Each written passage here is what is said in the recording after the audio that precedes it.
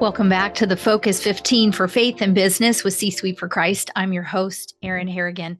Do you ever feel tempted to brag or boast of your accomplishments, or maybe just pat yourself on the back for that, which is a little bit different than just celebrating what you've gotten done, but in a boastful way to the world? I know you're shaking your head no, but Jesus was tempted in flaunting his power. Have you ever felt that you needed to acquire more and go for more and be bigger, and or even to be more productive, to produce more, right? All of these mantras of doing business as usual in the world.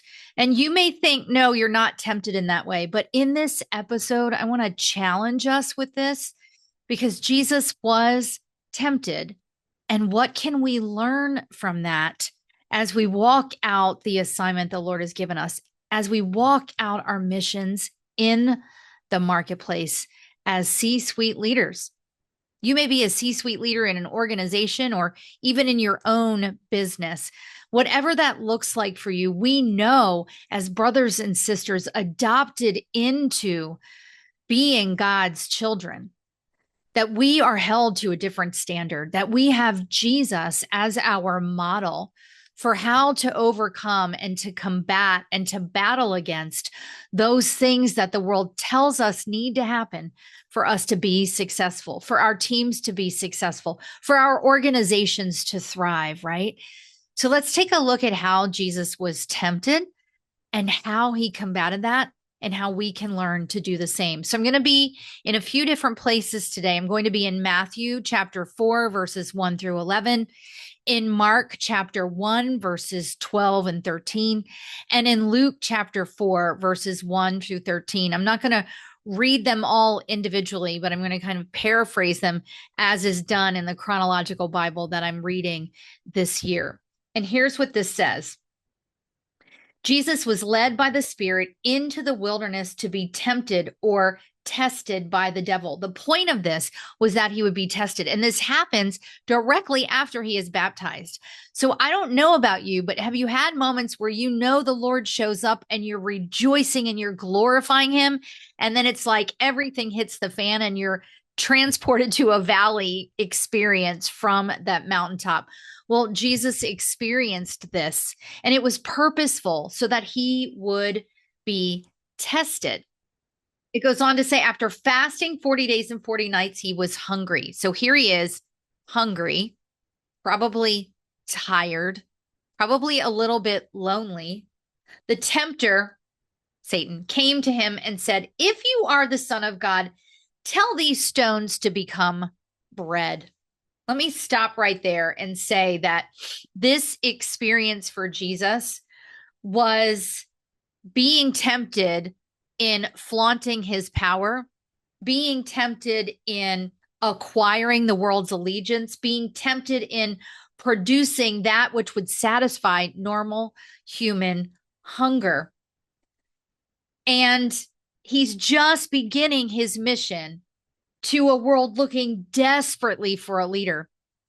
So he's being tempted to flaunt. We get tempted to flaunt. Maybe we've had a really successful year or a really successful sale or a really successful team retreat, whatever that is. And we know that we are to be humble and that we are to be surrendered and that we are to give God the glory. And yet sometimes we can feel a little bit like, well, everybody else is posting about on social media. I need to go flaunt this. Now, please hear me. I'm not talking about your company doing a press release or you celebrating with your organization or your team or even just yourself and your closest business best friends on what you've accomplished. But it's when we start to hear that voice or feel, let's go talk about this more and tell everybody, or we start to feel a little bit of comparison to someone else and we think, oh, let's get out there and talk about this more. We can even be tempted to flaunt our faith. So when Jesus is tempted in this way, what does he say? He says, it is written that man shall not live on bread alone, but on every word that comes from the mouth of God. That is Deuteronomy 8:3. But the enemy takes this even further because we know that the enemy loves to take the Lord's word and twist it all around. And he even does it to Jesus. So, friend, we are not immune in this.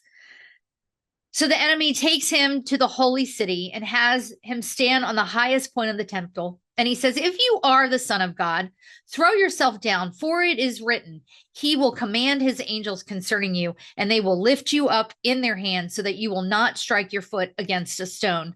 This is Psalm 91, verses 11 and 12. You see, the enemy knows the word. The enemy believes Jesus. He knows who he is, but he doesn't follow him. And how often do we find ourselves in a spot like that, where we're choosing to follow our own plan or choosing to follow our own understanding? This is why we talk so much here about redefining hustle and navigating success with Jesus, because we are not to do it on our own. So the enemy is twisting the actual words into lies. And how does Jesus respond? It is also written, do not put the Lord your God to test. So he tries a third way. He's tried to get him to acquire the world. He's tried to get him to produce bread to feed himself. And now he's going to get him to try to come under Satan's spell.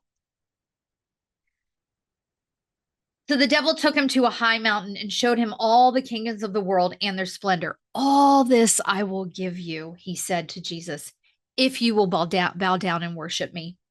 And Jesus said to him, away from me, Satan, for it is written, worship the Lord your God and serve him only.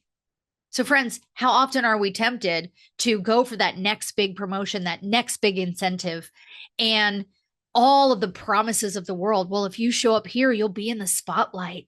If you have this big of a client roster, you'll have this.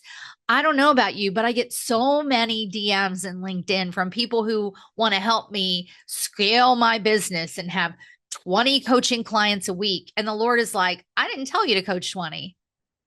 I told you to coach like 6 to 8. And I didn't tell you to advertise there. I told you to be here. And I didn't tell you to be there. I told you to be here. But yet the enemy wants us to believe that he can deceive us into flaunting our success, our achievements, even our faith, into acquiring with the pursuit of more and better, the next level, and yet we're unfulfilled. He wants to tempt us into producing more. Well, you should be working harder. You shouldn't be taking that break, or you should be working constantly, right? But Jesus responds to every temptation with the unchanging word.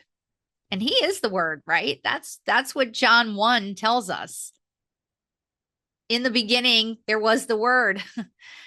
But he responds to Satan every single time with the truth of the word. And we get to do the same. But here's the thing. That means that we've got to be reading the word. We've got to be studying the word. We have to be armoring up every single day with the armor of God, like it talks about in Ephesians 6:11.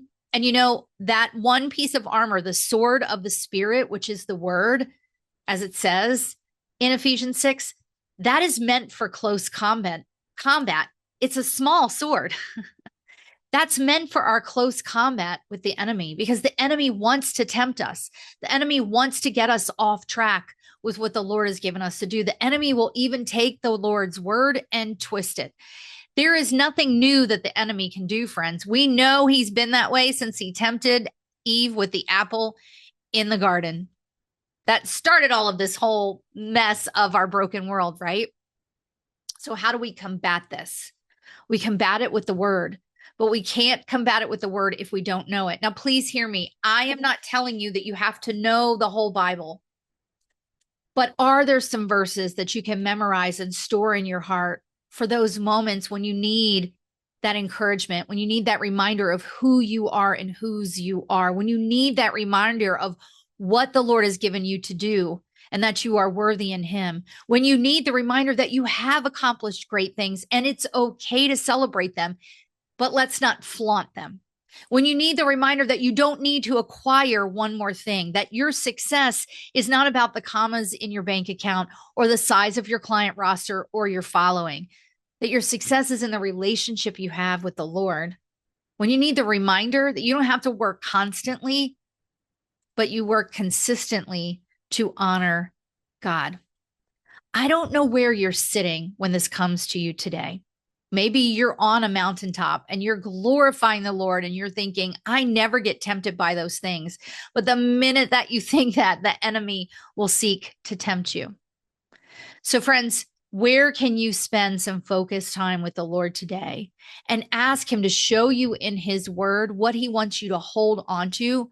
What is that sword of the word that he wants you holding on to when the enemy comes to tempt you? Because the enemy will come and he will come to tempt you. And let us remind each other that as followers of Christ, our job is to reflect his light to the world, and that our businesses, our companies, our jobs, our workplace, they are all places where people get to experience Jesus through us. So how can we show up and work with intention and purpose? How can we have a sense of timing in the work that we do? How can we seek the Lord all the time? And how can we reflect Jesus to a broken world, perhaps a broken marketplace, perhaps a broken organization? You get to do that because that is the Great Commission. And we know that the Great Commission is exactly why we're here, to cover the world in Christ. So, friend, don't be discouraged when the enemy tempts you.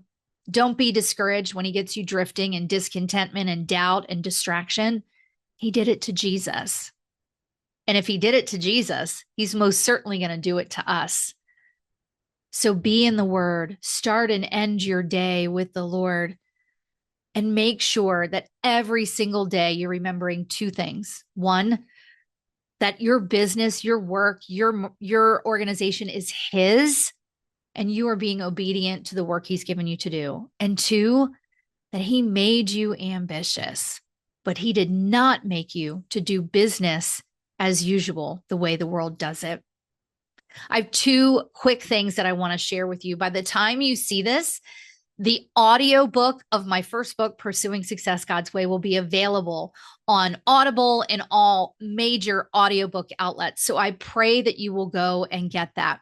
In addition, my 90-day Redefining Hustle journal is available on Amazon.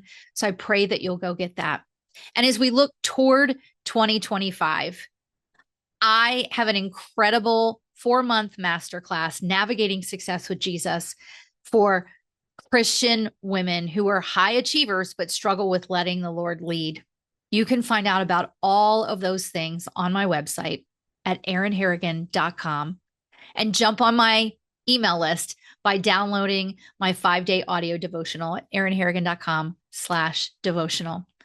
I pray for and encourage you that this will be the moment that you see the Lord working, that you feel his presence, and that even in the face of temptation, you will repeat Jesus's words, "It is written," followed by the truth of God's word. I'll see you on the next episode.